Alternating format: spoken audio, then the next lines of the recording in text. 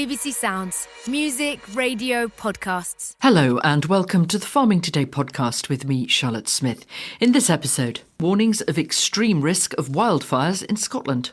If you get a large wildfire, what can happen is it can create its own weather system within the actual wildfire, so it can whip up winds, which you saw in California, which were well over 100 miles per hour. First, on Monday, we talked about Operation Turtle Dove and the UK farmers who've been growing habitats and food for the birds, which some are here after wintering in West Africa.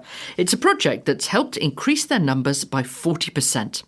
Well, much of the turtle dove's success has been down to a ban in Europe on shooting them as they migrate across the continent. But because of the population increase, this week that ban has been lifted. Willem van der Bosche is from BirdLife Europe.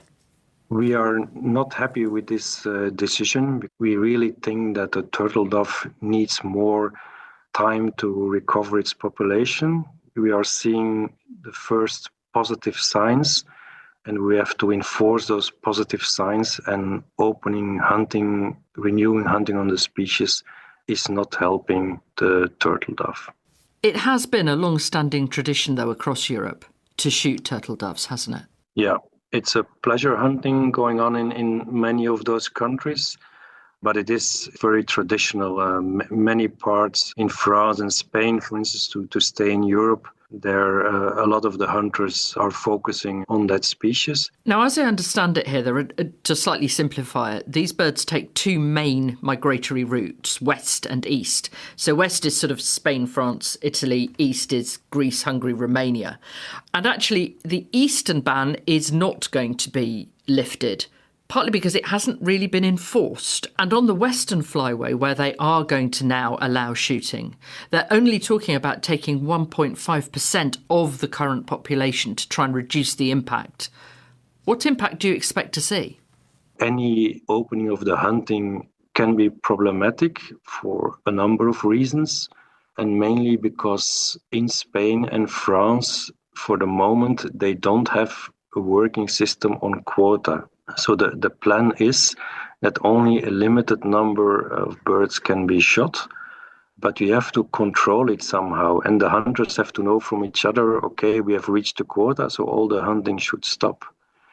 But there is no reliable system in place. And that's where BirdLife stresses that we have to wait at least for a couple of years till these systems are in place and are being used. Is it still worth farmers here in the UK maintaining habitats, growing sources of food for turtle doves? So all the work that's being done and is really necessary in the northern part of the breeding range of the species and working on the habitat, trying to learn more about the species to see how we can help them. All the work being done by the farmers and when they communicate what they've tested, what worked, what didn't work, all that process is still extremely valuable. Willem van der Bosche from BirdLife Europe. Now, this week we're looking at life on the UK's islands, from ferries to farming. Like many tourists, I've been to Rathlin Island off the coast of Northern Ireland to look at the seabirds and the lighthouse. But amidst all the sightseers, a handful of families run small farms, mostly with livestock. They also work in partnerships with environmental and wildlife agencies which own part of the island. Helen Mark met up with Liam McFall, a farmer and RSPB warden, whose family have been farming on Rathlin for many, many generations. I was just going to get some meal for the cows across the road. Getting these big bags over to the island is a challenge.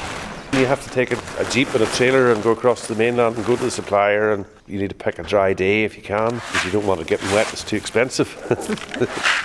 Anything that involves building is a lot more expensive on the island. Right, we're going to head off. What herd have you got, Liam? The cow breeds is mostly Aberdeen Angus crossed with Shorthorn. They're good sort of hardy cattle for lying out. They're easy calve because you don't want any issues if you can help it that involves having to get a vet to the island to get them over, whether the ferry's running or not running.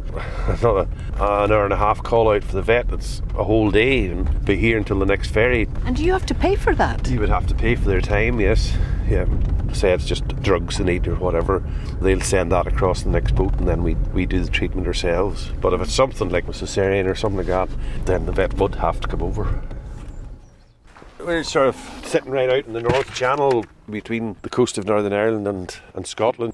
an L-shaped island rising to sort of a height of about 400 feet, the cliffs at the back. So it's quite ups and downs and hills and hollows. It's not just flat. It's about 1,300 hectares in total size. It's all farmed. So in the past, maybe up to 20 people, sort of each one farming their own little patch. Now it's 8 or 9 farmers farming the whole island. The main calf sales is happening at the end of the year, and people want to go to the market, and I want to go today, and my neighbour wants to go today. And you get 5, possibly 6, depending on the size of the trailers, onto the ferry. And then there's other people already booked a month ago with their car for some other reason, and there's no special runs put on or anything like that. We will work together on things. I'll give way to you and you can get the space, and I'll do it tomorrow.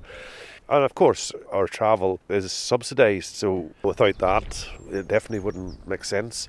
The farms are small, the operations are small, so it's never going to be 100% your income. Most people have other jobs, but the land needs farmed. The uniqueness of the habitat on the island is a testament to how it has been managed. Liam McFall there on Rathlin. Government plans to streamline environmental regulation to speed up house building and boost economic growth risk causing irreversible damage to nature, according to green groups. Last year, the former government advisor Dan Corrie was asked to look at the way the Department of the Environment, Food and Rural Affairs regulates. Mr Corrie's appointment came after the rows over bat tunnels and the infamous newts holding up building projects. Well, his report is published this week, and he says the system isn't working either for nature or for growth. He makes 29 recommendations. DEFRA says it's considering those and has already implemented what it describes as 9 key measures, from streamlining permits to having one lead regulator for big projects. But Matt Brown, head of public affairs for the Wildlife Trusts, told me this isn't the first review. Well, I think having read the report, the government now has the opportunity to do something really good, to make this the last review of environmental regulations for some time. This is the 6th in just over a decade, and they've all broadly shown the same thing. Firstly, that nature needs to be at the heart of environmental regulations. Secondly, that environmental regulations broadly work well with just a few tweaks. And thirdly, that the public really values environmental regulations. What Mr Corrie says he found is that the system isn't working either for nature or for economic growth. He says it's inefficient, it's difficult to navigate, and that's why he thinks it needs quite a lot of changing. It's quite striking that actually a lot of the recommendations he makes are looking at guidance and how regulations are themselves applied. What's needed is earlier implementation of them and more resourcing of the bodies doing the implementing. Some of the changes that have already been adopted include things like having a lead regulator, just one regulator that will deal with a major infrastructure project on behalf of all the others, and then streamlining permits and guidance for smaller projects. Will those work and also protect nature at the same time? There is some concern about those recommendations. It's really notable that the example that is continually brought up here, the famous bat tunnel with HS2, what caused that problem was the fact that there was not an environmental impact assessment and lots of consultation at the start. That led to a very late attempted solution which cost a lot more money. Streamlining, we're not against in principle, but it would have to really make sure that there is every opportunity for communities and experts to be able to input into the process. The Wildlife Trusts might find things easier because of this review. Trusted nature groups are going to get new freedoms to carry out conservation and restoration work without needing to apply for multiple permissions. Yes, that is potentially welcome. We will need to discuss that in more detail, but I think we don't want special treatment here. If that's going to be applied to us, we'd also like that to be potentially applied to groups of farmers who are doing nature-friendly farming to a high standard. The DEFRA Secretary, Steve Reed, calls this a strong set of common sense recommendations for better regulation that will get Britain building. And that, I suppose, is what's behind all this, isn't it? The idea that there has to be a way of stopping projects grinding to a halt. There has to be a way of getting round issues. But for that to take place, there needs to be lots of collaboration and consultation with nature groups in advance. And that's what's really important. We're seeing some really worrying proposals in the planning and infrastructure bill at the moment, whereby that collaboration isn't yet in place, and that's causing huge concern. You can deliver growth and make sure that nature is protected, but it takes really careful consideration first of all, rather than this kind of rush for good headlines to be got from deregulatory language. Matt Brown from the Wildlife Trusts. We did try to arrange an interview with Mr Corrie. He wasn't available, and in a statement, DEFRA told us, the current system isn't working for nature or for growth. That's why we'll deliver a more streamlined, modern approach to regulation. The government will uphold environmental protections, not scrap them. Our reforms will focus on improving how environmental protections are implemented to get Britain building and restore nature at scale.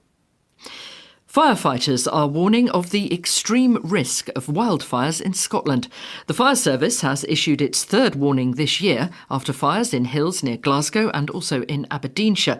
It says after a spell of warm weather there is plenty of dry vegetation which can act as fuel for fires, and it's urging people not to light fires outside this week. Group Commander Gary Douglas from the Scottish Fire and Rescue Service.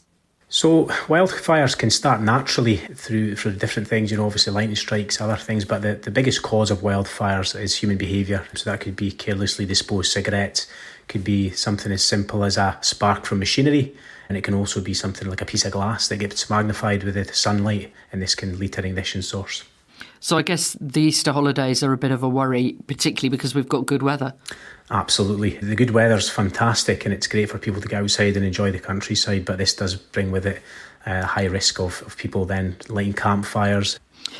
Of course, for them to really go, they need to get that dry vegetation which acts as a fuel. Should more areas be cleared to try and prevent that?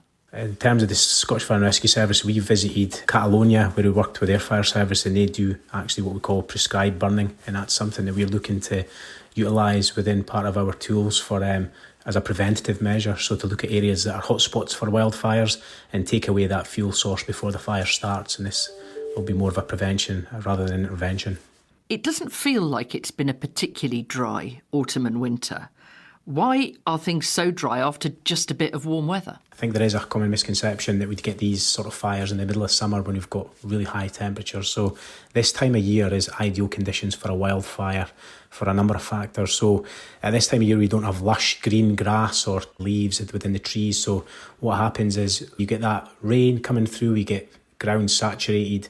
But what happens is we do get those ground frosts, and those are perfect conditions for drying out these sticks and other fuel sources. And then what happens is we get a slight rise in temperature and we get that wind coming from a certain direction, which especially up the west coast of Scotland, that creates perfect conditions for a wildfire to then start and also spread. And it's just this time of year. So generally wildfire season will go from start of March up until the end of May, sometimes into June.